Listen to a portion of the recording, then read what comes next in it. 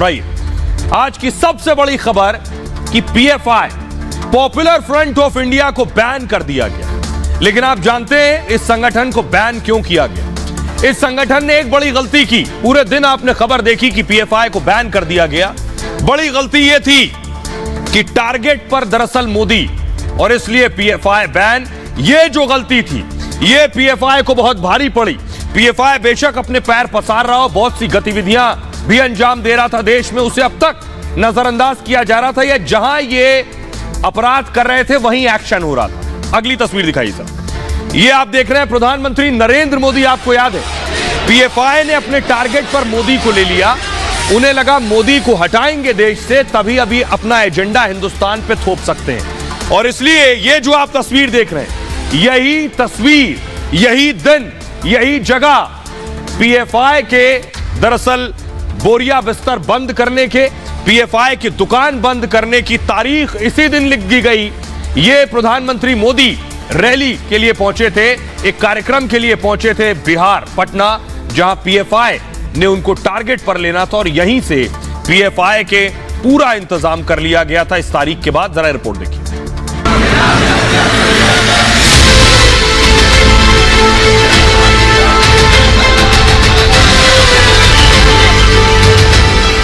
हिंदुस्तान में पीएफआई का बोरिया बिस्तर बंद, लेकिन यह तैयारी 2.5 महीने पहले ही कर ली गई थी।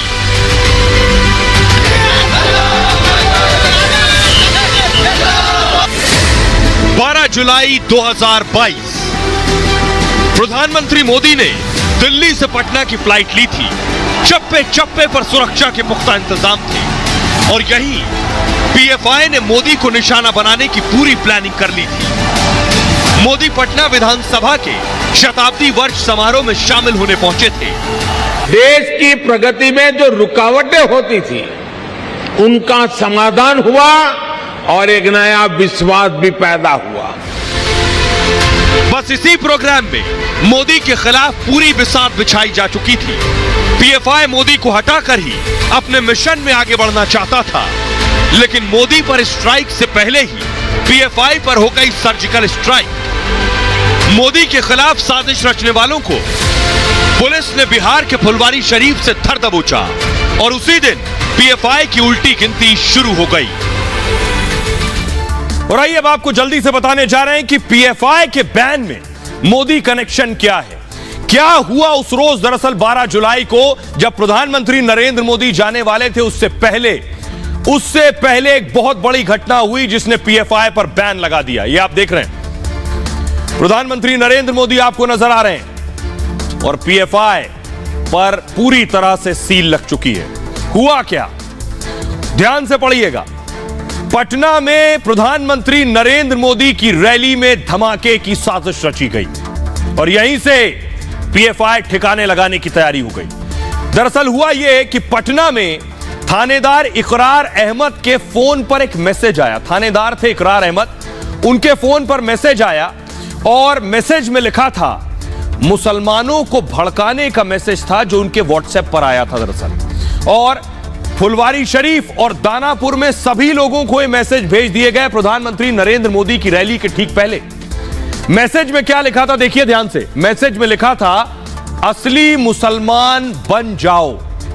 मुसलमानों को यह मैसेज किया गया और लिखा गया, असली मुसलमान बन जाओ। भला असली मुसलमान कैसे बनेंगे? इस मैसेज को पढ़कर थानेदार इकरार चौंक गए कि दाल में कुछ काला है। ऐसे ही मैसेज नहीं भेजा जा रहा है। मैसेज में लिखा था, शर्म करो, डूब मरो। फुलवारी शरीफ के असली मुसलमान कब बनोगे? इस तरह से लोगों को भड़काया जा रहा। सारी दुनिया के मुसलमान आवाज उठा रहे हैं। उस मैसेज में था, तुम कब आवाज उठाओगे? यह मैसेज थानेदार के फोन पर आ गया। मैसेज के बाद एक जगह जमा होने की अपील की गई कि सभी लोग एक जगह जमा होंगे। पटना के साथ देश के अन्य शहरों में दरअसल दंगे की साजिश थी, और यह कब? जब प्रधानमंत्री नरेंद्र मोदी पटना में मौजूद हैं। इकरार अहमद ने लिखित बयान पर बाकायदा एफआईआर दर्ज करवा दी। माहौल खराब करने और दंगे की तैयारी की शिकायत की गई। साथ ही साथ आईबी यानी इंटेलिजेंस ब्यूरो खुफिया विभाग ने बिहार एटीएस को संदिग्ध ताहिर का नंबर दिया इस मामले में कि यह साजिश ताहिर रच रहा है। ताहिर व्हाट्सएप ग्रुप गजवाए हिंद का एडमिन था, सोचिए। और पीएफआई का सपना था भारत को गजवाए हिंद बनाना, इस्लामिक राष्ट्र बनाना, देश विरोधी गतिविधियों में शामिल था यह ताहिर। जांच में आईएसआई और पाकिस्तान के हाथ होने के भी सबूत मिले। आरोपी ताहिर का पाकिस्तान कनेक्शन भी सामने आया। लेकिन आपको बताऊं कि प्रधानमंत्री नरेंद्र मोदी को टारगेट करना पीएफआई के खात्मे की तैयारी हो चुकी थी। आइए अब मैं आपको दिखाता हूं इसके बाद पीएफआई पर निगरानी शुरू हुई और पीएफआई पर एक्शन शुरू हुआ। पीएफआई पर पहला एक्शन जो हुआ वो आपको दिखाने जा रहे हैं। भोपाल में पीएफआई के दफ्तर पर सील लगा दी गई, ताला बंद, दफ्तर बंद, यानी पूरी तरह से दुकान बंद पीएफआई की। भोपाल की तस्वीर, अगली तस्वीर दिखाइए। यह आप देख रहे हैं शाहीन बाग। उसके बाद दिल्ली के शाहीन बाग में पीएफआई के दफ्तर पर एक्शन हुआ। देश के अलग अलग शहरों में पीएफआई के जो दफ्तर थे वो पूरी तरह से बंद कर दिए गए। पीएफआई के समर्थक, कार्यकर्ता और सदस्य गिरफ्तार हो गए। लेकिन अब मैं आपको बताऊं, एक बड़ी कार्रवाई इन सब के बाद हुई। ये जो आप देख रहे हैं पीएफआई पर बैन, ये बहुत इंपॉर्टेंट है। भारत का राजपत्र ये सुबह 6 बजे के आसपास जारी हुआ पीएफआई पर बैन का। यह भारत सरकार का गृह मंत्रालय का राजपत्र है जिस पे लिखा है पीएफआई को प्रतिबंधित करने की अनुशंसा की है। बस यहीं से पीएफआई का शटर डाउन हो गया। अब मैं आपको बताने जा रहा हूं इस राजपत्र में क्या लिखा हुआ है जो भारत सरकार ने जारी किया है। देखिए जरा, यह है वो राजपत्र। इस राजपत्र में क्या लिखा है? इसमें लिखा है पीएफआई पर बैन को लेकर बाकायदा गेजेट नोटिफिकेशन जारी किया गया। गेजेट का मतलब है राजपत्र, और पहली बार दुनिया में 1566 में गजेट सामने आया। और सरकारी गजेट मतलब कानूनी नोटिस जारी करना। इसमें लिखा क्या है? इस गजेट में सरकार ने पीएफआई के एक एक गुना की फेहरिस्त दी है। पहला गुना देखिए, इसमें लिखा हुआ है पीएफआई के कुछ संस्थापक सदस्य सिमी के नेता रहे हैं। पहला गुने में शुमार सिमी भारत में प्रतिबंधित संगठन है। दूसरा गुना देखिए जरा, पीएफआई का संबंध जमात-उल मुजाहिदीन से रहा है। यह जो जमात-उल मुजाहिदीन है बांग्लादेश का यह संगठन है जो भारत में बैन है पूरी तरह से। तीसरा गुना, आईसिस सहित कई आतंकी संगठनों के साथ पीएफआई के संबंध रहे हैं। चौथा गुना, चोरी छिपे देश में असुरक्षा की भावना पैदा कर रहा था यह पीएफआई। पांचवा गुना, एक समुदाय में कट्टरपंथ को बढ़ावा दे रहा था। छठा गुना जो इस राजपत्र में लिखा है, देश की आंतरिक सुरक्षा के लिए बड़ा खतरा है पीएफआई। सातवां गुना, विदेशों से धन हासिल कर देश विरोधी साजिश कर रहा था। आठवां गुना, विदेशों से धन हासिल कर देश में माहौल खराब करने की तैयारी थी। नवां गुना, बार बार हिंसक और विध्वंसक कार्यों को अंजाम दे रहा था। 10वां गुना, दूसरे धर्म के लोगों की निर्मम हत्या की जा रही थी। यह था राजपत्र, और इस राजपत्र की बिना पर पीएफआई पूरी तरह से 5 साल के लिए बैन कर दिया गया। अब जरा सुनिए आरएसएस के नेता इंद्रेश कुमार क्या कह रहे हैं, और असदुद्दीन ओवैसी कह रहे हैं वो इस बैन के खिलाफ है। सुनिए। पीएफआई राष्ट्रद्रोही, संविधान विरोधी, मानवता विरोधी, हिंसा का संगठन है। उस पर प्रतिबंध लगाना यह एक बहुत बड़ी मांग थी जो पूरी की भारत सरकार का सारा देश समर्थन करता है। पीएफआई की सभाओं में कभी भी भारत माता की जय या हिंदुस्तान जिंदाबाद के नारे तो लगते नहीं हैं, बल्कि पाकिस्तान जिंदाबाद बोलते हैं। इसी से सिद्ध हो जाता है उनके हमले और उनकी नीयत वह भारत विरोधी भी है। रेडिकलाइजेशन हो, एक्सट्रीमिज्म हो, हम उसका अपोज करते आए हैं। चाहे रेडिकलाइजेशन, एक्सट्रीम कोई भी करो, कोई ऑर्गेनाइजेशन करो, हम उसका अपोज करते आए हैं। मगर जब बैन कर रहे हैं तो इन चीजों को भी ध्यान में रखना चाहिए था। तो आइए अब आपको बताने जा रहा हूं कि बैन के बाद ऐसा आज से पहले कभी नहीं हुआ कि बैन के बाद जश्न का माहौल हो। ये देख रहे हैं आप, कानपुर की तस्वीरें मैं आपको दिखा रहा हूं, दिवाली मन रही है। सोचिए कोई संगठन बैन हुआ हो। आज से पहले शायद ही आपको याद हो कि मिठाई खिलाई जा रही है, सूफी साहब देखिए लड्डू खा रहे हैं। तो ऐसा पहली बार हुआ एक संगठन बैन हुआ हो और सूफी खुद ही दिवाली मना रहे हैं। अगली तस्वीर दिखाइए जरा, मुंबई में देखिए, ये आप देख रहे हैं मुंबई में भी दिवाली मन रही है। पीएफआई के बैन होने पर पटाखे फोड़े जा रहे हैं, न सिर्फ पटाखे बल्कि मिठाइयां खिलाई जा रही हैं। ये देख रहे हैं आप। अगली तस्वीर दिखाइए जरा, अगली तस्वीर दिखाइए। ये आप देख रहे हैं लोगों को ऑटो पर रोक रोक कर लड्डू बांटे जा रहे हैं, मिठाई खिलाई जा रही है। ये पीएफआई पर प्रतिबंध लगने के बाद की तस्वीरें मैं आपको दिखा रहा हूं। और आइए अब आपको बताएं, मुख्यमंत्री, राज्यों के नेता ये मान रहे थे कि पीएफआई एक आंतरिक सुरक्षा के लिए खतरा है। तो सबसे पहले देखिए योगी आदित्यनाथ ने क्या कहा। योगी ने कहा पीएफआई देश विरोधी गतिविधियों में संलिप्त रहा है और नए भारत में ऐसे संगठन बिल्कुल स्वीकार नहीं किए जाएंगे। फास्ट मूव कीजिए, अगला एक और पिलर होगा ये। आइए अब आपको सुनवाता हूं, सुनिए जरा कमलनाथ क्या कुछ कह रहे हैं, प्रज्ञा ठाकुर क्या कह रही है। आम जनता ये पीएफआई हो डीएफआई हो इस सब से उनको मतलब नहीं, वो तो सुरक्षित रहना चाहते हैं। और अगर इतने दिन ये हो रहा था तो मेरा प्रश्न है आप क्या कर रहे थे? ये साल भर में तो उत्पन्न पैदा नहीं हुई कि ये नई संस्था नहीं है, पुरानी है। तो क्या उनको जो सबूत हैं क्या अभी मिले? अगर ये पहले से चल रही थी और ये आतंकवादी संस्थाओं से जुड़ी हुई थी तो आप इतने साल क्या कर रहे थे? पीएफआई पे जिस प्रकार से बैन लगाया गया है, जो बैन लगा है 5 वर्ष के लिए लगा है, ये हमेशा के लिए लग जाएगा। और अगर वो नहीं सुधरे तो, और इस प्रकार की गतिविधियां रही तो ये देश में, भारत में ये स्वीकार्य नहीं है। किसी भी प्रकार का आतंकवाद स्वीकार भारत में नहीं है। कांग्रेसी आतंकवादी संगठनों का समर्थन करके उनका मनोबल बढ़ाते हैं, ये बहुत दुर्भाग्यपूर्ण है, इसकी मैं भर्त्सना करती हूँ। पीएफआई का जांच हो रहा है और पीएफआई के तरह जितने भी संगठन हैं इंक्लूडिंग आरएसएस, इस सब पर प्रतिबंध लगाइए, एकरूपता लगे, दिखने को लगे। ऐसा नहीं कि ये फीलिंग जाए कि खास करके मुस्लिम संगठनों को ये। तो आपका कैसा शासन है कि आपके शासन में हर तरह से इस तरह की बातें आती हैं? तो सबसे पहले आरएसएस पर बैन करिए, आरएसएस को। और विपक्षी से सवाल खड़ा करता हूं कि क्या आप उन भोले भाले मुसलमानों को इन पीएफआई वालों के साथ खड़े करके आतंकी बनाना चाहते हैं क्या? सूप चलनियों बोले जैमें 72 छेद हुए। आप बताओ कि लालू वही लालू है जो लालू गांव गरीब किसान इसके साथ साथ जानवर का भी चारा खा गया और उनके ऊपर इल्जाम है और जेल में भी थे, छूट के आए हैं। वो लालू बता रहा है कि शंकु पर भी बैन कर दो।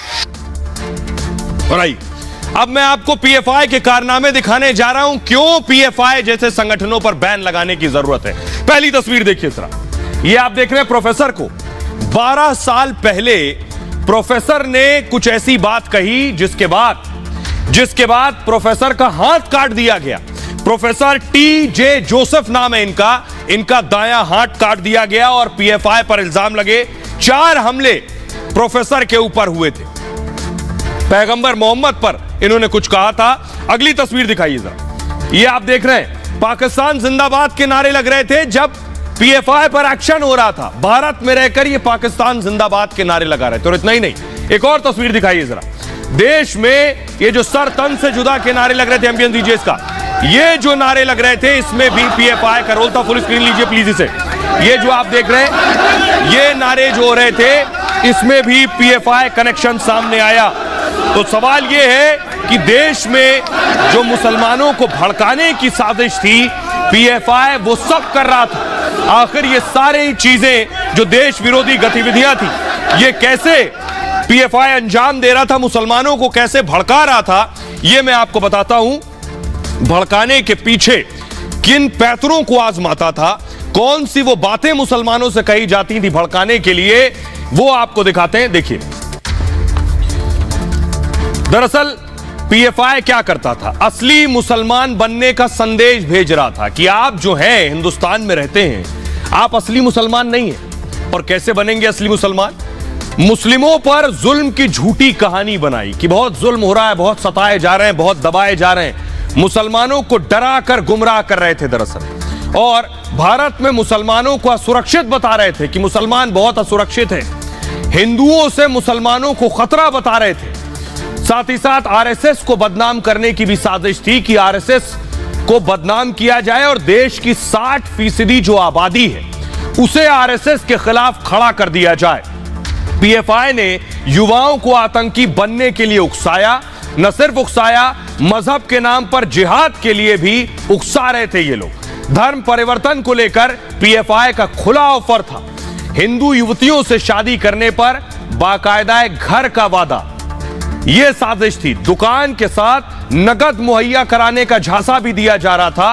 पैसों का लालच देकर धर्मांतरण कराना भी इनके एजेंडे में था। ग्रामीण इलाकों की युवतियों को बनाते थे ये टारगेट और लव जिहाद, धर्मांतरण की बाकायदा ट्रेनिंग दी जाती थी। ये सब कुछ चल रहा था और सोशल मीडिया के जरिए लोगों को भड़का भी रहे थे ये लोग। व्हाट्सएप ग्रुप बनाकर भड़काऊ मैसेज भेजे जा रहे थे साथ ही साथ। आइए सुनिए जरा राशिद अल्वी क्या कह रहे हैं और ऑल इंडिया इमाम एसोसिएशन के जो चीफ हैं उमर इलियासी साहब वो क्या कह रहे हैं। अगर इतनी खौफनाक खतरनाक संगठन है तो अभी तक पाबंदी क्यों नहीं लगाई थी आपने? पीएफआई पे 5 साल की पाबंदी क्यों लगी है? अगर वो इतनी खतरनाक है तो 5 साल के बाद दोबारा पीएफआई के लोग अपने आप को संगठित कर सकते हैं। ये दिसंबर का चुनाव है, गुजरात और हिमाचल और मेघालय, और उसके बाद फिर चुनाव है। चूंकि भारतीय जनता पार्टी आने वाले समय में ये चुनाव जीतने वाली नहीं है, इसलिए पीएफआई पे पाबंदी लगाई गई। मुझे लगता है कि चूंकि ये मामला राष्ट्रीय सुरक्षा का मामला है, तो जिस तरह से सरकार ने जो फैसले लिए हैं बहुत सोच समझ के फैसले लिए हैं। उनके पास उनके खिलाफ जो उन्होंने राष्ट्र विरोधी कार्य किए हैं उनके पास उनके पुख्ता सबूत उनके पास मौजूद हैं। तो मैं समझता हूं कि ये फैसला उनका तमाम देश हित में है। जरूर इनकी नीयत के ऊपर शक किया जा सकता है कि ये पीएफआई के नाम को किस तरीके से बदनाम भी कर सकते हैं। इनके पास क्योंकि कोई सबूत कुछ नहीं होता, ये सिर्फ एक हिंदू मुसलमान की दीवार खड़ी करने के लिए ये एक ऐसा कोई भी डायलॉग दे देते हैं। हमने भारत सरकार से पहले यही डिमांड करी थी कि इस संगठन के खिलाफ यदि पूरे एविडेंस है तो इस पर जल्द से जल्द बैन लगाया जाए। और ये बैन उन लोगों के लिए एक सबक है जो देश विरोधी गतिविधियों में शामिल रहते हैं, जो संगठन देश के आइन के खिलाफ जाके काम करते हैं, उनके लिए बहुत बड़ा सबक है। वो देखें कि देश की सुरक्षा से बढ़ के कुछ भी नहीं। हम भारत सरकार के इस निर्णय का बहुत बहुत स्वागत करते हैं। आइए अब आपको बताता हूं मैं कि ये तो मुसलमानों को भड़काने की साजिश थी, लेकिन सिर्फ साजिश नहीं थी। इस साजिश के पीछे एक बहुत बड़ा एजेंडा था।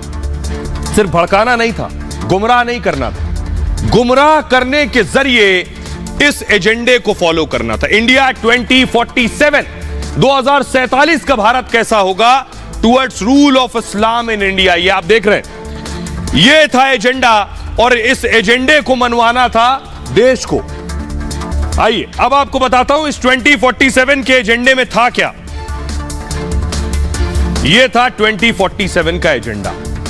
2047 तक भारत को मुस्लिम देश बनाना दरअसल मकसद था। 2047 में मुस्लिम और दलित समुदाय के साथ सत्ता परिवर्तन करना इनका मकसद था। गजवाए हिंद के जरिए भारत पर कब्जे का सपना था।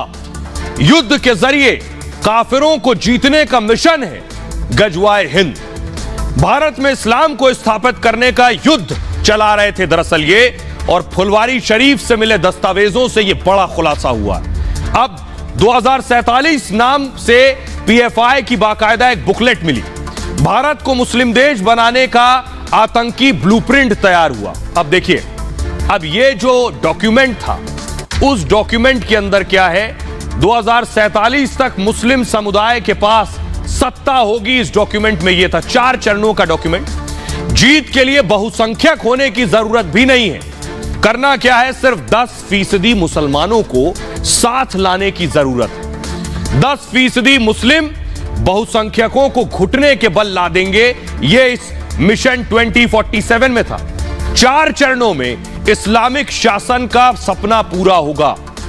अब देखिए जरा पहला चरण क्या कहता है। पहला चरण कहता है पीएफआई, पहले पीएफआई के झंडे के नीचे मुसलमानों को एकजुट करा जाए। मुसलमानों को हथियार चलाने का प्रशिक्षण देना होगा पहले फेज में। उसके बाद आएगा दूसरा चरण, जब सब ट्रेंड हो जाएंगे हथियार चलाने। दूसरा चरण यह है, हिंसा का सीमित इस्तेमाल किया जाएगा। ज्यादा हिंसा नहीं, लिमिटेड हिंसा होगी। हिंसा के जरिए बहुसंख्यकों को आतंकित करना होगा, वो डर जाएं, खौफ में। अच्छे सिपाही को बम चलाने की भी ट्रेनिंग दी जाएगी। साथ ही साथ इरादे को छुपाने के लिए राष्ट्र ध्वज का इस्तेमाल करेंगे। अगर मैं गलत नहीं हूं, आपने पीएफआई के प्रोटेस्ट देखे होंगे, उसमें पीएफआई के झंडों के साथ साथ राष्ट्रीय ध्वज तिरंगा भी रखा जाता है, जिससे आदमी के दिमाग में कोई दूसरा ख्याल ना आए। दूसरे चरण में था कार्यपालिका और न्यायपालिका में घुसपैठ करना होगा और ज्यादा से ज्यादा जानकारी भी जुटानी होगी। यह था दूसरा चरण। अब आएगा तीसरा चरण, एससी एसटी ओबीसी से गठजोड़ करना होगा। आरएसएस और पिछड़े वर्ग में ज्यादा बड़ी दरार पैदा करनी होगी, उस दरार को और बढ़ाना होगा। आरएसएस को सवर्ण जातियों के पक्षधर के तौर पर दिखाएं कि आरएसएस जो है ये अगड़ों का संगठन है, अगड़ी जातियों का। सेक्युलर पार्टियों को भी बदनाम करना होगा और मुस्लिमों और एससी एसटी ओबीसी को अपनी पार्टी बनानी होगी। तीसरी चरण में हथियारों का स्टॉक बढ़ाया जाएगा, ट्रेंड पहले चरण में किया जा चुका है। अब आएगा चौथा चरण, पीएफआई की जो अहमियत है इसे और बढ़ाना होगा। पीएफआई को मुस्लिमों का निर्विवाद संगठन बनाना होगा, अन्य इस्लामिक संगठन किनारे कर दिए जाएंगे उसके बाद, और 50% एससी एसटी ओबीसी का भी विश्वास हासिल किया जाएगा। तब राष्ट्रीय स्तर पर सत्ता हासिल करना आसान होगा और सत्ता के बाद सरकारी तंत्र में अपने लोगों को भेजना होगा। यह था पीएफआई का पूरा एजेंडा। आइए अब आपको सुनवाता हूं जेडीयू के नेता ललन सिंह क्या कह रहे हैं और बीजेपी के नेता कपिल मिश्रा क्या कह रहे हैं, सुनिए। यह बैन लगाया है भारत सरकार ने, तो भारत सरकार को यह बताना चाहिए कि बैन लगाया उन्होंने, उन पीएफआई के खिलाफ उनके पास क्या साक्ष्य है, क्या उनकी गतिविधि है। तो इसलिए इस पर हम लोगों की प्रतिक्रिया जानने के बजाय भारत सरकार से प्रतिक्रिया पूछनी चाहिए आप लोगों को, और भारत सरकार को बताना चाहिए देश को कि हमने बैन लगाया, इन कारणों से बैन लगाया, ये साक्ष्य है, ये उनको बताना चाहिए। पीएफआई की पूरी लीडरशिप को कुचल के रख दिया। आतंकी टेरर फंडिंग और आतंकी नेटवर्क, इसके पूरे जाल को तहस नहस करके रख दिया। ये अपने आप में एक अद्भुत मिशन पूरी दुनिया देख रही है। नरेंद्र मोदी का भारत है, यहाँ पे अब सपोलों को दूध नहीं पिलाया जाता है, बल्कि सांपों के फन को कुचल कर रख दिया जाता है। और आइए अब आपको बताऊं ये किस तरह से युवाओं को ट्रेनिंग दे रहे थे। शुरू में मैंने आपको बताया पहले फेज में था ट्रेनिंग देना। युवाओं को मार्शल आर्ट के नाम पर न सिर्फ हथियार चलाने की भी ट्रेनिंग दे रहे थे, देखिए जरा हाथ में चाकू लिए हुए शख्स हथियार चलाने की भी ट्रेनिंग दे रहे थे और साथ साथ उनका ब्रेन वॉश भी कर रहे थे, उन्हें गुमराह कर रहे थे और पूरे देश में ये नेटवर्क फैला चुके थे। देखिए जरा कहां कहां पीएफआई का नेटवर्क था हिंदुस्तान में, ये आप देख रहे हैं, कोई राज्य नहीं बचा। देखिए जरा उत्तर प्रदेश, बिहार, असम, पश्चिम बंगाल, ओडिशा, पुडुचेरी, आंध्र प्रदेश, कर्नाटक, केरल, तमिलनाडु, तेलंगाना, महाराष्ट्र, मध्य प्रदेश, राजस्थान, दिल्ली, इतने राज्यों तक इनका नेटवर्क फैल चुका था। लेकिन अब सोचिए, नेटवर्क तो फैला लिया, अब इस नेटवर्क फैलाने के बाद इसे बढ़ाने के लिए पैसा चाहिए, तो पैसा भी जुटा रहे थे। ये देखिए जरा, ये जो बरामदगी हुई है, जब रेड पड़ी तो कैश भी बरामद हुआ है। ये तो वो कैश था, लेकिन फंडिंग भी इन्हें विदेशों से हो रही थी। देखिए जरा खाड़ी देशों से, कौन कौन से वो देश हैं जहां से इन्हें पैसा आ रहा था, ये आपके सामने मैप।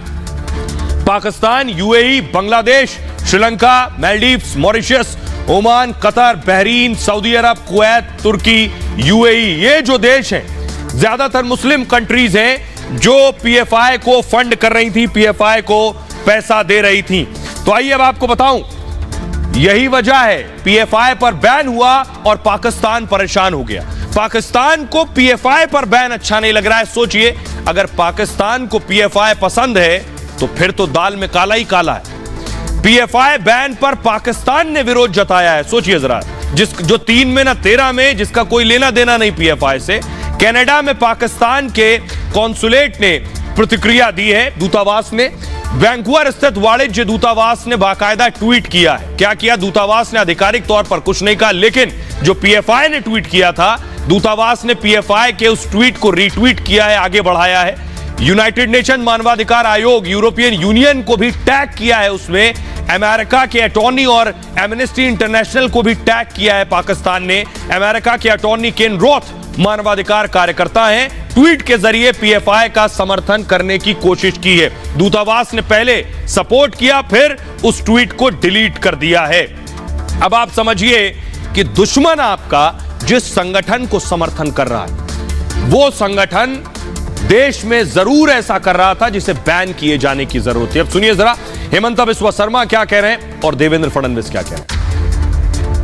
ये स्टेट पुलिस को एक बहुत शक्ति मिलेगा, सेंट्रल गवर्नमेंट एनफोर्समेंट एजेंसी को बहुत शक्ति मिलेगा। पीएफआई काफ़ी लोगों को रेडिकलाइज कर रहा था, सो ये बहुत ही बोल्ड डिसीजन है, नेशनल इंटरेस्ट में है।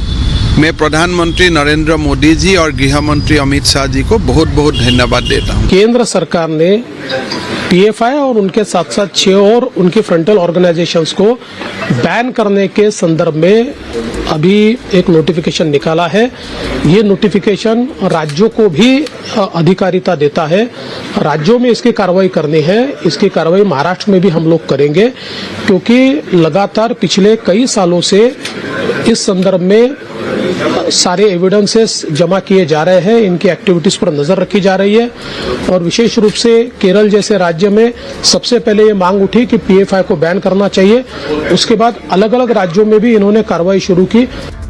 राइट, अब मैं आपको बताने जा रहा हूं पीएफआई देश में कैसे आग लगा रहा था। तस्वीरें देखेंगे आप खुद यकीन करेंगे। ये जो देख रहे हैं आप दंगे, सीए के दौरान जो दंगे हो रहे थे, ये सारे प्रोटेस्ट, ये दंगे, इसमें पीएफआई का बहुत बड़ा हाथ था। एम्बियंस भी दे सकते हैं आप इसका, पीएफआई का बहुत बड़ा हाथ था। ये जो आप देख रहे हैं बसों में आग लगाई जा रही थी, इसमें पीएफआई कनेक्शन सामने आया। अगली तस्वीर दिखाइए। देश में अलग अलग, खास तौर पे दक्षिण भारत में हिजाब को लेकर जो प्रोटेस्ट हो रहा था, हिजाब को लेकर जो लोगों को उकसाया जा रहा था, इसमें भी पीएफआई का ही हाथ सामने आया। अगली तस्वीर दिखाइए जरा। उत्तर प्रदेश के हाथरस में आपको याद होगा बाकायदा हिंसा भड़काने की साजिश रची गई। इसमें 2 लोग जो गिरफ्तार हुए थे, ये दोनों पीएफआई के थे। तो इतना कुछ पीएफआई जमीन पर कर रहा था, यही वजह है कि होम मिनिस्ट्री, गृह मंत्रालय की नजर में सब कुछ था, इसलिए बाकायदा पूरी प्लानिंग हुई और उसके बाद पीएफआई का काम तमाम हुआ। केंद्र ने 4 अगस्त को कार्रवाई का फैसला किया। 4 अगस्त को गृह मंत्री शाह के बेंगलुरु दौरे के दौरान बाकायदा एक प्लान बनाया गया। गृह मंत्री अमित शाह, कर्नाटक के सीएम बोम्मई बसवराज के साथ एक बैठक हुई। इसी बैठक में पीएफआई पर एक्शन का प्लान बनाया गया। ऑपरेशन का नाम था octopus, operation octopus. NSA, national security advisor Ajit Doval की निगरानी में बाकायदा यह कार्रवाई की गई। 7 अगस्त को एक टीम का गठन किया गया। पहले देश भर की 15 एजेंसियों का साझा ऑपरेशन था। ऑपरेशन में ईडी, इन्फोर्समेंट डायरेक्टरेट और एनआईए के 500 अफसर शामिल किए गए थे। एक मल्टी एजेंसी कंट्रोल रूम बनाया गया जो सब पर, सारे एक्शन पर नजर रखे। पीएफआई के खिलाफ पुख्ता सबूत जुटाना दरअसल मकसद था कि क्या कुछ सबूत हैं। देश भर में पीएफआई के नेटवर्क की मैपिंग की गई और 22 सितंबर को 15 राज्यों में छापेमारी की गई। आधी रात से एनआईए और ईडी की रेड से हड़कंप मच गया। एक साथ पीएफआई के 93 ठिकानों पर यह छापेमारी की गई थी। संगठन प्रमुख ओमा सालम भी गिरफ्तार हुआ और छापे के बीच अमित शाह की हाई लेवल मीटिंग हुई। अमित शाह को ब्रीफ किया गया। बैठक में एनएसए अजीत डोभाल भी उस दौरान मौजूद रहे। एक्शन से पहले यह पूरा होमवर्क कर लिया गया था कि कैसे पीएफआई पर रेड करनी है। 27 दिसंबर को ऑपरेशन ऑक्टोपस 2 शुरू किया गया। दिल्ली, केरल समेत 8 राज्यों में तब छापेमारी की गई और पीएफआई के 250 लोगों को पकड़ा गया है। इस तरह से इस एक्शन को अंजाम दिया गया। अब आइए आपको सुनवाता हूं, गृह मंत्री अमित शाह ने कुछ वक्त पहले खुद सदन में बताया था पीएफआई की गतिविधियों के बारे में। सुनिए जरा। मैं संस्था का नाम अभी देना नहीं चाहता, परंतु हमारे पास एजेंसियों के माध्यम से सूचना आ चुकी थी कि पैसे विदेश से भी आए हैं, पैसे देश से भी दिल्ली में आए हैं और पैसे दिल्ली में बांटे गए। हमने उस वक्त ही जांच शुरू कर दी थी, मगर दुर्भाग्य से जांच प्राथमिक रूप से चल रही थी। पैसे भेजने के लिए, पैसे लेने के लिए, हवाला करने के लिए और ट्रांसफर करने के लिए की षड्यंत्र है। तो पीएफआई पर बैन लग चुका है, लेकिन आपको बताऊं पीएफआई पर पहली बार बैन नहीं लगा। पीएफआई पर इससे पहले भी बैन लग चुका है। जी हां, पीएफआई पर कई साल पहले बैन किया गया था। कैसे बैन हुआ था पीएफआई पर, यह देखिए जरा। तो 2018 में पीएफआई पर पहली बार बैन लगाया गया था। दरअसल झारखंड में पीएफआई को बैन कर दिया गया था। रघुवर दास सरकार ने 12 फरवरी 2018 को पीएफआई पर बैन लगाया था। आईसिस से पीएफआई के कनेक्शन के बाद यह बैन लगा था। पीएफआई पर सांप्रदायिक सौहार्द बिगाड़ने का आरोप था। उस वक्त पीएफआई ने इस फैसले को रांची हाईकोर्ट में चुनौती दी थी। हाईकोर्ट से पीएफआई को राहत मिल गई थी। 2019 में फिर झारखंड सरकार ने बैन लगा दिया। देश भर में पीएफआई पर बैन की मांग उठ रही थी लंबे वक्त से। आइए अब आपको सुनवाता हूं, लेकिन ताज्जुब की बात यह कि समाजवादी पार्टी नेता शफीकुर रहमान जो बर्क हैं, उन्हें अच्छा नहीं लग रहा है कि पीएफआई जैसे संगठन को बैन किया गया, और मुख्तार अब्बास नकवी जवाब दे रहे हैं। सुनिए जरा। ये गलत लगाया गया है, नहीं लगाना चाहिए था। भाई सारी पार्टियां देश के अंदर जो वो भी पॉलिटिकल पार्टी हैं, वो भी काम कर रही हैं, ये भी काम कर रही हैं। इनका सिर्फ जुर्म ये है कि मुसलमानों को रिप्रेजेंट करती हैं, मुसलमानों के मसाइल उठा रही थी। तो ये गवर्नमेंट को नागवार है। चूँकि मुसलमानों के साथ जुल्म होता रहे तो गवर्नमेंट को एहसास नहीं होता। बस ये चाहते हैं कि यहाँ राम राज कायम हो जाए, बीजेपी रहे और कोई पार्टी जिंदा भी नहीं रहे। जो लोग मजहब को सुरक्षा कवच बना करके मुल्क के खिलाफ षड्यंत्र और साजिशों का ताना बाना बिन रहे थे, कुछ सियासी पार्टियां, कुछ सरकारों से जुड़े हुए लोग ऐसे लोगों को प्रश्रय भी दे रहे थे, प्रोटेक्शन भी दे रहे थे, और ऐसे ही लोग आज उनके सामने और उनके साथ खड़े हुए दिखाई पड़ रहे हैं। और आज यही लोग उन संगठनों के खिलाफ जब कार्रवाई होती है तो उसके खिलाफ उसके पक्ष में खड़े हुए दिखाई पड़ते हैं। ये ऐसे लोग हैं जो लोग की न देश के हितैषी हैं, न मुल्क के हितैषी हैं, न मानवता के हितैषी हैं और न मजहब के हितैषी हैं। और आइए अब आपको बताता हूं मैं कि आखिर कैसे पीएफआई कैसे इतना बड़ा संगठन बन गया, क्या मकसद के साथ बना पीएफआई और क्या चाहता था दरअसल देश में। देखिए जरा, पीएफआई पर बैन तो लगा, लेकिन हम आपको बताते हैं कि आखिर पीएफआई का गठन कैसे और किन परिस्थितियों में हुआ। 2001 में आपको याद होगा, उस वक्त सिमी हुआ करता था, स्टूडेंट इस्लामिक मूवमेंट। सिमी पर बैन लगने के बाद सिमी के जो पूर्व सदस्य थे और दूसरे कई गुटों ने मिलकर क्या किया, एक संगठन खड़ा किया। अमूमन यही करते हैं, एक संगठन पर बैन लगेगा तो उस संगठन से जुड़े हुए नेता और कार्यकर्ता एक दूसरा संगठन बना लेते हैं। ऐसे ही सिमी पर बैन लगा। जो सिमी के संस्थापक थे उन्होंने दूसरा संगठन बना लिया, PFI, popular front of India के नाम से सामने आया यह संगठन। 3 संगठनों को मिलाकर यह पीएफआई बनाया गया। पीएफआई को सिमी का बदला स्वरूप माना जाता है। शुरू में सिमी के सदस्य ही इसके पदाधिकारी बन गए, साथ ही साथ खुद को सामाजिक संगठन बताकर जड़ें जमाई गई। मुस्लिम युवाओं को संगठन से जोड़ा गया। धन जुटाने के लिए रिहैब इंडिया का नाम दिया गया कि मुसलमानों को बसाया जा रहा है, हिंदुस्तान में लोगों को बसाया जा रहा है। रिहैब इंडिया पीएफआई के लिए फंड जुटाता था। दरअसल विदेशों से भी इसी नाम पर फंड लेते थे। सरकार ने रिहैब इंडिया को भी बैन कर दिया है। इस संगठन को बनाने के पीछे मकसद तो मुस्लिम समाज को आगे बढ़ाने का था, लेकिन जैसे जैसे संगठन का विस्तार होता गया उस पर संगीन आरोप लगने लगे। देश के गृह मंत्री अमित शाह के आदेश पर 22 सितंबर की देर रात पीएफआई के देश भर में फैले ठिकानों पर छापा मारा गया। छापेमारी में आतंकी गतिविधि समेत देश विरोधी साजिश के सबूत मिलने के बाद सरकार ने संगठन पर बैन लगा दिया। आइए अब आपको बताता हूं कि कैसे यह संगठन इतना मजबूत हो गया। यह कोई नहीं समझ पा रहा है, जो देश के सभी राज्यों में फैल गया और दुनिया के कई देशों तक फैल गया। 2006 में आपको बताऊं, पॉपुलर फ्रंट ऑफ इंडिया की स्थापना हुई। मुस्लिमों के हितों की रक्षा के लिए इस संगठन को बनाया गया। पीएफआई ने अपने सहयोगी और फ्रंट बनाए। कमजोर वर्गों में पैठ बनाने की कोशिश की पीएफआई ने।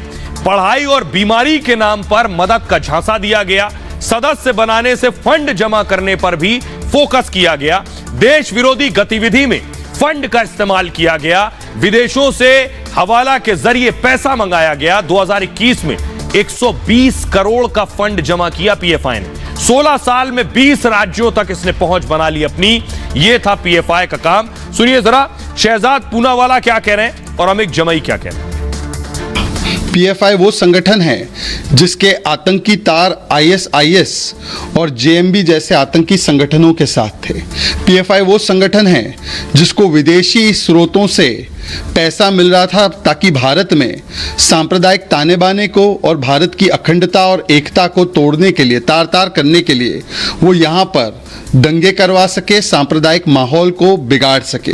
लगातार रेड करके और जिस प्रकार से सारे फैक्ट्स को इकट्ठा करने के बाद ये कड़ा और ऐतिहासिक निर्णय लिया है तो इसका स्वागत होना चाहिए। पीएफआई को बैन करके सरकार दो काम करना चाहती है।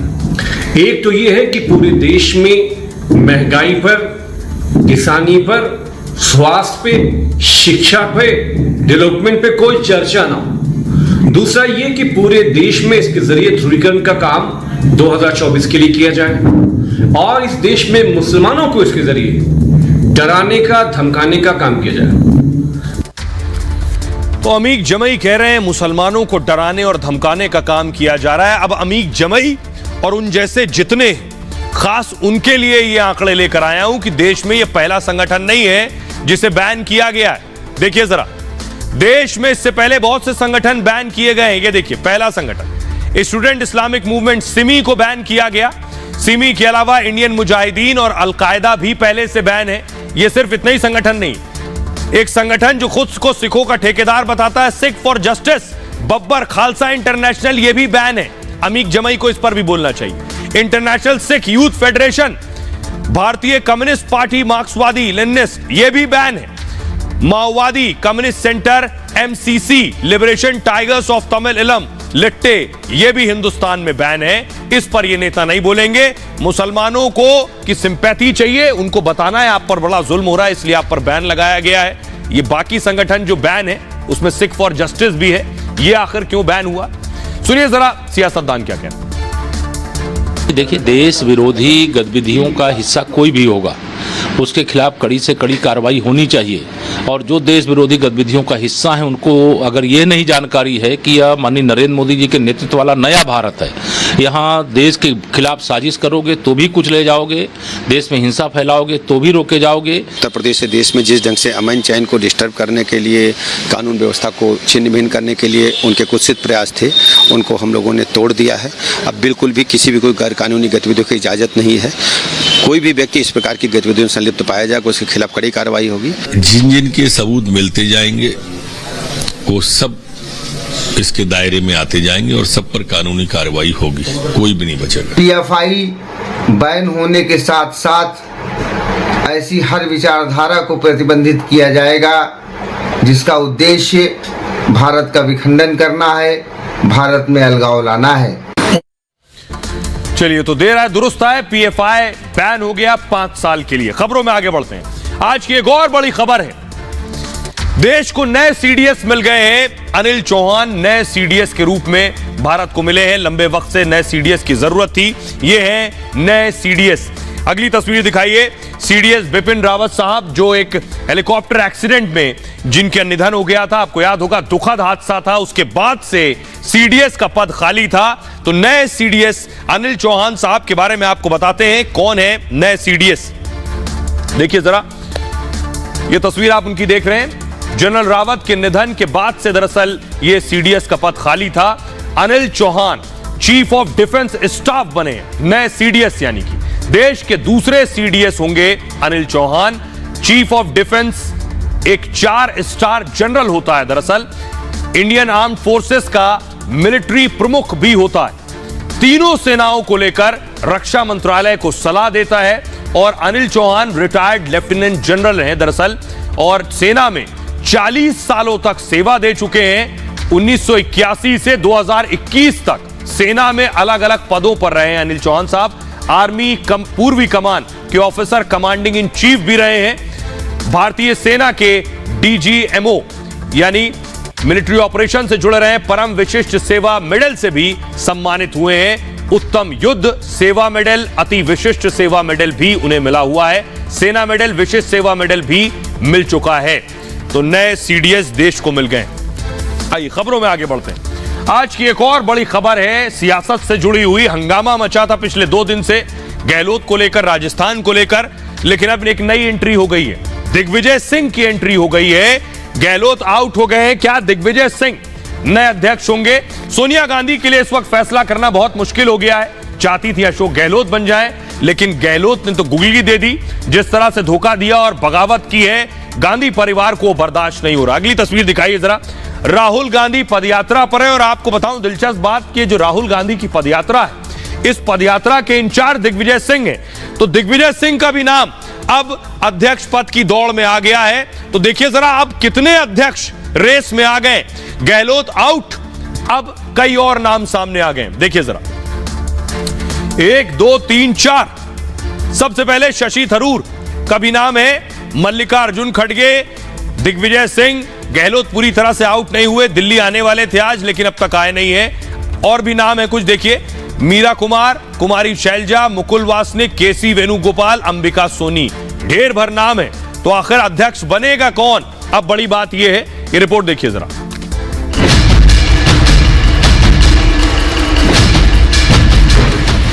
कांग्रेस का अध्यक्ष कौन होगा? किसे गांधी परिवार का आशीर्वाद मिलेगा? अब इस पर सस्पेंस और गहरा गया है। गहलोत की बगावत के बाद रोज नए नाम उछल रहे हैं। ताजा नाम दिग्विजय सिंह का है। खबर यह है कि सोनिया गांधी ने गहलोत को किनारे लगाने का मन बना लिया है और दिग्विजय सिंह से राय मशवरे का फैसला किया है। संकेत है कि दिग्विजय सिंह अध्यक्ष पद का चुनाव लड़ सकते हैं। दिग्विजय पहले भी इस बात के संकेत दे चुके हैं। जी निश्चित कर सकते हैं। तो अभी क्या, तो मुझ पर छोड़ेंगे, आप करेंगे। इससे पहले सोनिया गांधी ने कमलनाथ का मन टटोला था। कमलनाथ को दिल्ली तलब किया, लेकिन कमलनाथ ने अध्यक्ष बनने से साफ इनकार कर दिया। अध्यक्ष पद में बिल्कुल रुचि नहीं है। नहीं, रुचि नहीं है। मैं तो नवरात्रि के लिए दिल्ली आया हूँ। जिसके बाद एक एंटनी को तलब किया गया, लेकिन एंटनी के अध्यक्ष बनने की संभावना बिल्कुल कम है। सर कुछ बता दीजिए सर, क्यों बुलाया सर? उनके साथ भाषा की बड़ी दिक्कत है। तो ऐसे में सवाल यह है कि क्या दिग्विजय की लॉटरी लगने वाली है? सच कहें तो शायद आला कमान को भी पता नहीं कि उनकी पार्टी का अगला अध्यक्ष कौन होगा। तो क्या दिग्विजय सिंह होंगे अगले अध्यक्ष? कांग्रेस के लिए अपने आप परेशानी बढ़ जाएगी। अगर सोचिए दिग्विजय सिंह अध्यक्ष बन गए तो बीजेपी के लिए और खुशखबरी होगी। वो पहले ही राहुल गांधी को अपने लिए खुशखबरी बताते हैं और दिग्विजय अध्यक्ष और राहुल गांधी कांग्रेस के युवराज। देखिए दिग्विजय सिंह चुनाव लड़ेंगे, लगभग ये तय है। कल अध्यक्ष पद का पर्चा भरेंगे दिग्विजय सिंह। कांग्रेस सूत्रों के हवाले से बड़ी खबर मिल रही है। साथ ही साथ उन्हें सोनिया गांधी ने दिल्ली बुलाया था। दिग्विजय सिंह आज ही दिल्ली पहुंच रहे हैं, यह भी खबर है। दिग्विजय सिंह राहुल गांधी के साथ हैं। उनकी पदयात्रा के दौरान पिछले कई दिनों से राहुल की पदयात्रा में शामिल है दिग्विजय सिंह। दिग्विजय सोनिया और राहुल के करीबी लोगों में शुमार हैं। दिग्विजय राहुल की पदयात्रा के इंचार्ज भी हैं, साथ ही साथ जिसका उम्मीद से ज्यादा उन्हें ये इल्म है कि रिस्पॉन्स मिल रहा है। कमलनाथ के इनकार के बाद उन्हें बुलाया गया है और दिग्विजय सिंह चुनाव लड़ने का संकेत दे चुके हैं। आइए अब आपको दिखाता हूं दिग्विजय सिंह राहुल यात्रा के इंचार्ज भी हैं। ये देख रहे हैं तस्वीरें, ये देख रहे हैं राहुल की पदयात्रा में साथ नजर आ रहे हैं। एम्बियंस भी दे सकते हैं इसका आप। साथ नजर आ रहे हैं पदयात्रा में। टोपी लगाए दिग्विजय सिंह। राहुल गांधी की यात्रा जहां जा रही है दिग्विजय भी साथ चल रहे हैं। आइए अब मैं आपको बताता हूं, सवाल यह है कि आखिर कितने कारगर होंगे दिग्गी राजा। उनके लिए मुश्किलें कम नहीं है, मुश्किलें ज्यादा हैं। उनकी कमजोरी और ताकत क्या है ये मैं आपको बताता हूं। दिग्विजय सिंह की ताकत यह है, अगर वो अध्यक्ष बनते हैं कांग्रेस का एक दमदार चेहरा होंगे दिग्विजय सिंह। न सिर्फ इतना, सत्ता संगठन दोनों का अनुभव दिग्विजय सिंह को है। कांग्रेस के वरिष्ठ नेताओं में शामिल है दिग्विजय सिंह। कांग्रेस पार्टी पर उनकी गहरी पकड़ भी है। पार्टी कार्यकर्ताओं में भी अच्छी पैठ है दिग्विजय सिंह की। सोनिया और राहुल के करीबी भी हैं। तो सारी खूबियां हैं। G23 से निपटने में भी सक्षम है, यानी जो दूसरा धड़ा है, सियासी दांवपेच में भी बहुत माहिर है और बीजेपी को जवाब देने में भी सक्षम है। लेकिन कुछ चीजें कमजोरी भी है दिग्विजय सिंह की। क्या? बयानबाजी बहुत करते हैं और बयानबाजी की वजह से विवादों में रहते हैं और विवाद ऐसा होता है कि बीजेपी को फायदा पहुंचा देते हैं, सेल्फ गोल कर लेते हैं। बीजेपी के लिए सॉफ्ट टारगेट रहे हैं दिग्विजय सिंह। हिंदू मुस्लिम ध्रुवीकरण का चेहरा भी दिग्विजय सिंह रहे हैं। कांग्रेस का एक धड़ा दिग्विजय सिंह के खिलाफ है। राजनीतिक मैनेजमेंट में पहले एक्सपोज हो चुके हैं दिग्विजय सिंह। ये है उनकी कमजोरियां। गोवा और मध्य प्रदेश में ऐसा दिख चुका है। तो सवाल यह है कि दिग्विजय सिंह अध्यक्ष होंगे, लेकिन कांग्रेस के लिए मुश्किलें भी बढ़ सकती हैं। एक और चेहरा देखिए, दो चेहरे, एक दिग्विजय सिंह और दूसरे हैं शशि थरूर। ये आप देख रहे हैं, शशि थरूर बैठे हुए। शशि थरूर नाम पहले फॉर्म ले जा चुके हैं नामांकन का। संभव है आज नामांकन का फॉर्म शशि थरूर ने जमा कर दिया अध्यक्ष का चुनाव लड़ने के लिए। तो दो नाम, एक दिग्विजय सिंह और एक शशि थरूर, और दोनों नाम ऐसे हैं जो अपने बयानों की वजह से कांग्रेस की मुश्किलें बढ़ाते रहे। अब देखिए कौन कौन से नाम हैं और कौन प्रबल दावेदार हो सकता है और किसकी कितनी संभावनाएं। कुर्सी एक ही है, गहलोत का नाम। गहलोत अभी भी दौड़ में है। पहली चीज, उन्होंने इनकार नहीं किया है क्योंकि, लेकिन दिल्ली नहीं आए अब तक। आला कमान ने उन्हें मना भी नहीं किया है क्योंकि राजस्थान की तस्वीर अब तक साफ नहीं है। दिग्विजय सिंह, दिग्गी इस दौड़ का नया चेहरा जरूर है और कल तक उनकी तस्वीर साफ हो जाएगी क्योंकि आज ही वो दिल्ली आ रहे हैं। नामांकन किया तो चुनाव और ज्यादा दिलचस्प हो जाएगा। अंबिका सोनी भी चर्चा में है। कांग्रेस के आला कमान के बहुत करीबी रही हैं। अंबिका गांधी परिवार की नजदीकी है। उनके लिए पवन बंसल ने पर्चा भी ले लिया है। उन्हें स्टैंड बाय कैंडिडेट दरअसल माना जा रहा है। अगला नाम है शशि थरूर का। थरूर का चुनाव लड़ना तय माना जा रहा है। नामांकन के लिए पर्चा भी ले चुके हैं, दाखिल कर चुके हैं। G23 में है, इसलिए जीत पर सस्पेंस बना हुआ है। मल्लिकार्जुन खड़गे गांधी परिवार के भरोसेमंद हैं, लेकिन उनके नाम पर चर्चा जरूर चल रही है। भाषा की दिक्कत है, इसलिए सस्पेंस है। केसी वेणुगोपाल राहुल गांधी के खासम खास हैं, उनका नाम भी चर्चाओं में। फिलहाल पार्टी के महासचिव हैं और इनके नाम की भी चर्चा चल रही है।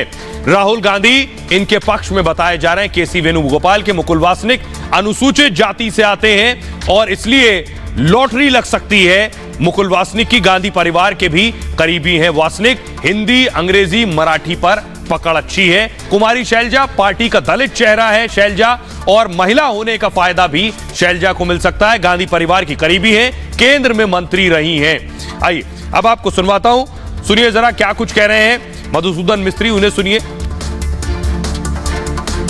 नामांकन का जहां तक सवाल है, वो भरेंगे नहीं भरेंगे, ये सब अशोक गहलोत जी को पता है या केंद्रीय नेतृत्व को पता है। ये मेरी जानकारी में नहीं है और ये हमारा डिस्कस नहीं हुआ। आप ही मान कर चलना, ठीक है। अब यार कब मुलाकात होगी? दिल्ली जा रही है 5:30 जी, सुन लीजिए, 5:30 बजे वो जा रहे हैं।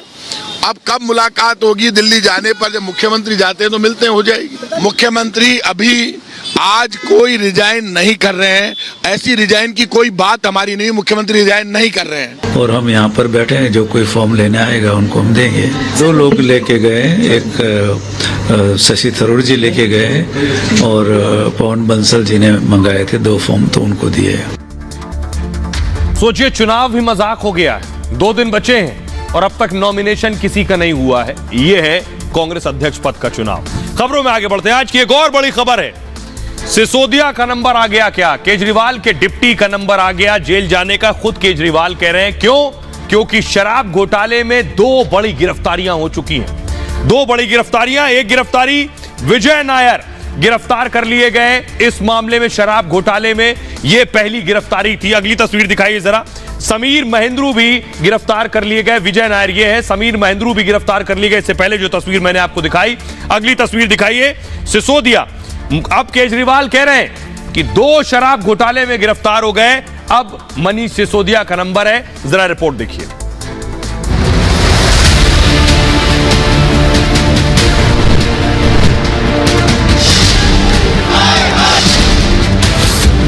क्या मनीष सिसोदिया का नंबर आ गया? क्या मनीष सिसोदिया की गिरफ्तारी होने वाली है? क्या मनीष सिसोदिया का गिरफ्तारी से बचना अब मुश्किल है? शराब घोटाले और घोटाले के बाद सीबीआई और ईडी की कार्रवाई से तय है कि दिल्ली के डिप्टी सीएम और केजरीवाल के खासम खास सिसोदिया पर गिरफ्तारी की तलवार लटक गई और इसका एहसास केजरीवाल को भी हो चुका है। बस वक्त का इंतजार है। पहले उन्होंने सत्येंद्र जैन को एक पूरे फर्जी केस में गिरफ्तार किया, फिर उन्होंने अमानतुल्लाह को एक फर्जी केस में गिरफ्तार किया, कल इन्होंने विजय नायर को गिरफ्तार कर लिया, अब अगले हफ्ते ये लोग मनीष सिसोदिया को गिरफ्तार करने वाले हैं। दिल्ली के मुख्यमंत्री अरविंद केजरीवाल का ये डर शराब घोटाले में पिछले 2 दिनों में 2 आरोपियों की गिरफ्तारी के बाद सामने आया है। दरअसल केजरीवाल को इस बात का एहसास हो चुका है कि उनकी तमाम बयानबाजी, पार्टी की प्रेस कॉन्फ्रेंस में उपराज्यपाल पर हमले और सड़कों पर मोदी सरकार के खिलाफ हल्ला हंगामा के बावजूद सिसोदिया की गिरफ्तारी की आशंका खत्म नहीं हुई और अब जांच एजेंसियां धीरे धीरे अपना शिकंजा कसती जा रही हैं और इसलिए केजरीवाल पार्टी कार्यकर्ताओं को भी गिरफ्तारी के लिए तैयार रहने का आह्वान कर रहे हैं। केजरीवाल का डर इसलिए बढ़ गया है क्योंकि 2 दिन के अंदर 2 बड़ी गिरफ्तारियां हो गई शराब घोटाले में। देखिए जरा 2 कौन से चेहरे हैं जो गिरफ्तार हो गए, ये आप देख रहे हैं। समीर महेंद्रू को ईडी ने दरअसल आज गिरफ्तार किया है और मनीष सिसोदिया के करीबी माने जाते हैं महेंद्रू को रिमांड में लेना चाहती है दरअसल इन्फोर्समेंट डायरेक्टरेट। ईडी ने कोर्ट से 14 दिन की रिमांड मांगी हुई है। मेसर्स इंडो स्पिरिट्स के एमडी है समीर महेंद्रू और दिल्ली में महेंद्रू के घर दफ्तर पर छापे पड़े थे। अगला नाम है विजय नायर। नायर को सीबीआई ने गिरफ्तार किया है और आज नायर को कोर्ट में पेश किया गया था, जिसके बाद उन्हें रिमांड पर लिया गया। कोर्ट ने नायर को सीबीआई के रिमांड पर भेज दिया है। 5 दिन की सीबीआई हिरासत में नायर रहेंगे। शराब घोटाले का मुख्य आरोपी है नायर। अब आइए आपको सुनवाते हैं, सुनिए जरा अरविंद केजरीवाल इन गिरफ्तारियों के बाद क्या कह रहे हैं। कल इन्होंने विजय नायर को गिरफ्तार किया। कौन है विजय नायर? आम आदमी पार्टी का एक छोटा सा कार्यकर्ता है। पिछले कुछ दिनों से उसको रोज पूछताछ के लिए बुला रहे थे लोग। उस पर जोर जबरदस्ती डाला जा रहा था कि झूठ मूठ मनीष सिसोदिया का नाम ले लो। पहले उन्होंने सत्येंद्र जैन को एक पूरे फर्जी केस में गिरफ्तार किया, फिर उन्होंने अमानतुल्लाह को एक फर्जी केस में गिरफ्तार किया, कल इन्होंने विजय नायर को गिरफ्तार कर लिया, अब अगले हफ्ते ये लोग मनीष सिसोदिया को गिरफ्तार करने वाले हैं। अगर इन्होंने विजय नायर जैसे एक छोटे से कार्यकर्ता को गिरफ्तार कर लिया है तो ये लोग किसी को भी गिरफ्तार कर सकते हैं।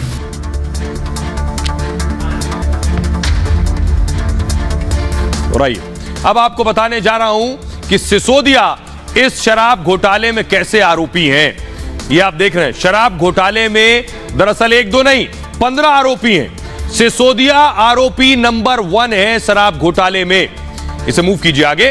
पहले नंबर पर सिसोदिया का नाम है, मतलब सिसोदिया घोटाले के मुख्य आरोपी हैं और घोटाले की एफआईआर में एक अनजान शख्स का भी जिक्र है, जिसका मतलब है जांच के बाद उसका नाम तय होगा, जिसका सीधा मतलब है कि यह नाम कोई भी हो सकता है।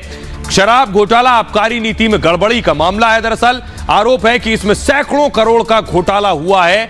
इसके सामने आने के बाद सीबीआई एक्शन में आई थी। 19 अगस्त को 31 ठिकानों पर रेड की थी सीबीआई ने। 8 आरोपियों के खिलाफ लुकआउट नोटिस जारी किया गया था, जिसका मतलब ये लोग देश छोड़कर अब नहीं जा सकते हैं। बाद में इस केस में ईडी की एंट्री हो गई थी। दरअसल इसकी जांच मुख्य सचिव के रिपोर्ट के बाद शुरू की गई थी। रिपोर्ट के बाद एलजी ने मामला सीबीआई को सौंप दिया। आइए अब आपको दिखाता हूं कि सीबीआई ने जो रेड की थी 19 अगस्त को, उस रेड में कौन कौन से लोग थे जिनके ठिकानों पर रेड हुई थी। और ये जो घोटाले के 15 आरोपी हैं, ये आप देख रहे हैं, ये रेड की तस्वीरें। ये सिसोदिया के घर जो रेड हुई थी, ये वो तस्वीरें सिसोदिया घर में मौजूद थे। उन्होंने कहा कुछ भी नहीं मिला है, लेकिन सोचिए आरोपी जो 15 हैं उनमें से 2 गिरफ्तार हो चुके हैं। अब ये मैं आपको 4 जो लिस्ट दिखा रहा हूं आरोपियों की, पहला नाम देखिए किसका है, मनीष सिसोदिया का पहला नंबर है। अब देखिए इसे मूव कीजिए आगे। पहला नंबर मनीष सिसोदिया का है और इस लिस्ट में जो अगले आरोपी हैं, इसे मूव कीजिए प्लीज फास्ट। इसमें आरोपी देखिए 5वें और 6ठे विजय नायर और समीर महेंद्रू 5वें और 8वें नंबर पर हैं। तो 5वें और 8वें की गिरफ्तारी हो गई है। पहले की गिरफ्तारी हो सकती है, ये अरविंद केजरीवाल कह रहे हैं। इसीलिए केजरीवाल बार बार कह रहे हैं कि अब उनके डिप्टी का नंबर है, कभी भी वो अरेस्ट हो सकते हैं। बहरहाल ये भारत की बात है, मैं इतना ही। बहुत ख्याल रखिए अपना। एक छोटे से ब्रेक के लिए रुक रहे हैं, लौट रहे हैं कुछ और बड़ी खबरों के साथ।